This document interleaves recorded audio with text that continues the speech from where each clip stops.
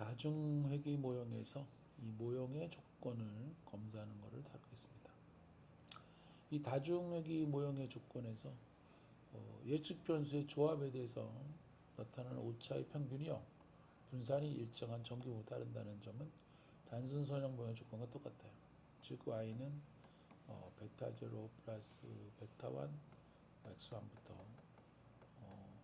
베타 k xk죠. 그리고 플러스 입실론인데 이 입실론이 이 정규분포를 따른다 이거죠. 평균은 0이고 시그마 입실론이다.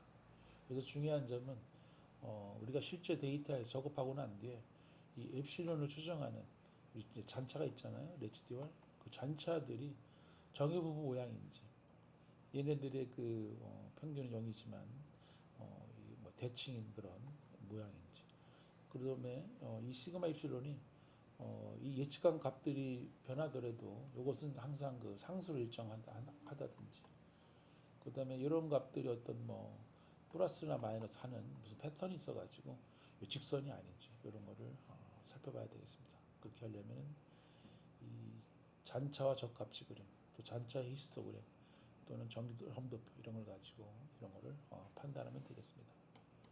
자, 우리가 앞에서 이 그 체지방 비율을 예측하는데 우리가 이 키라고 하는 거는 효과적인 게 아니죠, 그죠?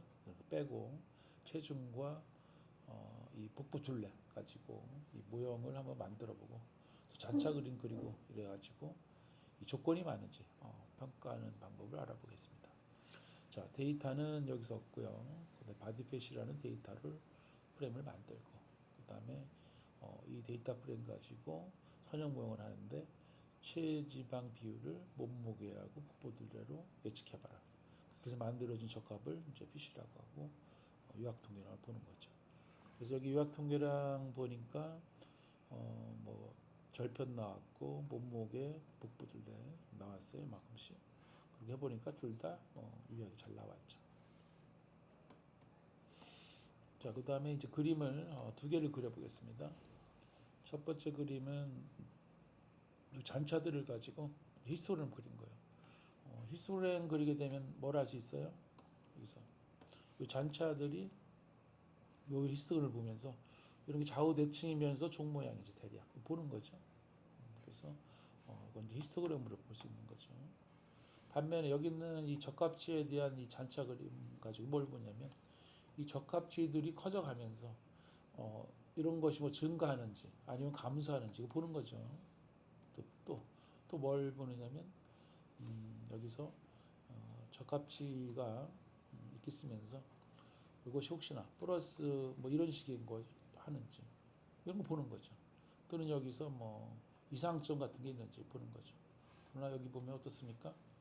뭐 이런 점들의 패턴이 뭐 서로 뭐 독립을 의심할 만한 하다거나 이상점이 있다거나 또는 뭐 커져 이런 건 없죠. 그래서 문제가 없음을 이제 확인할 수 있어요.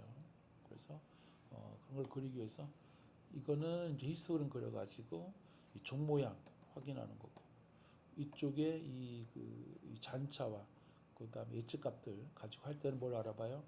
이 시그마 입실론이 이 커지더라도 안 커지는지 그다음에 직선 얘가 어떤 곡선 경향이 있어가지고 직선에 문제가 있는 것인지 아니면 이상점이 있는지 그죠?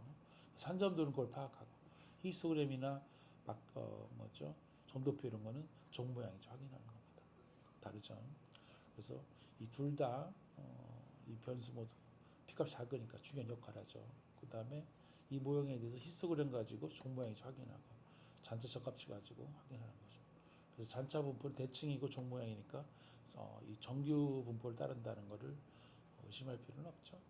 그 다음에 이쪽 그래프에서는 특이한 패턴이 없지 않습니까? 아래로 분등하고 변동 일정하다는 것도 합리적으로 설명이 잘 됩니다. 자, 그러면 여기서 이 모형의 조건을 확인하는데 유형이 달라요. 이 잔차와 적합치 산점도를 가지고 이게 직선이라고 볼 수 있는지 변동이 균일한지 이런 거 보는 거예요. 하지만 이 정규성, 정규부 따르지 하려면은 이 산점도 아주 곤란하죠. 이럴 때는 히스토그램이나 점도표를 가지고 봐야 되는 거죠. 사죠. 그다음에 이 그 히스토그램 점도표는 이 정규분포인지 아닌지 이상점 찾고 이런 건 괜찮지만 데이터의 비선형성 이런 거는 또 할 수가 없죠, 그죠? 그다음에 이제 잔차의 독립은 무엇이냐?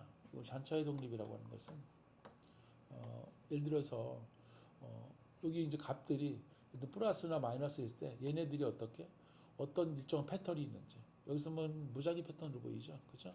그래서 이거 말하는 겁니다. 그래서 데이터 값 아래 위에 잔차들이 무작위적으로 골고루 있는지 보는 것이죠. 그래서 눈으로 이런 정도 확인하는 건데 뭐 이런 조건 만족하는지 보려면은 뭐 이런 기법도 쓰고 그러는데 여기서는 뭐 더 이상 다루지는 않겠습니다. 하지만 여러분들이 나중에 그 이런 회귀 모형에 심각한 우려가 있다 이러면은 다음 회귀 분석 그런 강의에서는 이런 조건에 의존하지 않는 부스트랩이나 임의학 기법을 사용할 수도 있고 또 어떤 데이터가 좀 문제가 된다. 근데 이게 만약에 오류가 있다. 이 데이터에 예를 들어서 이 데이터는 뭐가 좀 잘못된 거다. 그러면 이제 삭제하는 걸 고려할 수 있는 거죠. 하지만 그냥 이게 뭔가 뭐 이상점이다. 뭐 이렇다고 맹목적으로 배제하면 큰일 납니다. 절대 이런 거 하지 말아야 돼요. 그래서 이런 거 실제 이런 데이터가 있는지 판단해야 됩니다. 여러분들이 한 몇십 년 전 될까요? 미국의 이 플로리다에서 그 이 우주선을 발사했습니다. 우주선 발사했는데 한 뭐 1분도 채 가지 않아서 이 챌린저호인데 이 챌린저호가 우주에서 폭발해 버렸어요. 참 난리가 난 거죠. 돈도 돈이고 뭐 수많은 이제 거죠. 이때 이 그 발사체에 이 조그만 링이 있었어요. 고무링 있었는데 연료가 흘러가는 이런 것들을 이제 그 뭐 닷컴 이런 거거든요. 근데 거기 있는 것이 온도가 굉장히 낮을 때, 아주 낮을 때 이 작동이 뭔가 문제가 있는 거예요. 그런 데이터 실제 나온 거죠. 근데 이런 데이터를 여기 있는 그 관계자들이 이 데이터를 무시해서 삭제를 해버리고 안 한 거예요. 그냥 하면 안 되는데. 그래가지고 폭발한 거죠. 그래서 여러분들이 이렇게 맹목적으로 배제하는 게 큰일인 거 아시죠? 그러니까 이상점이라 배제했다 이런 것은 항상 여러분들이 잘못하는 겁니다. 이렇게.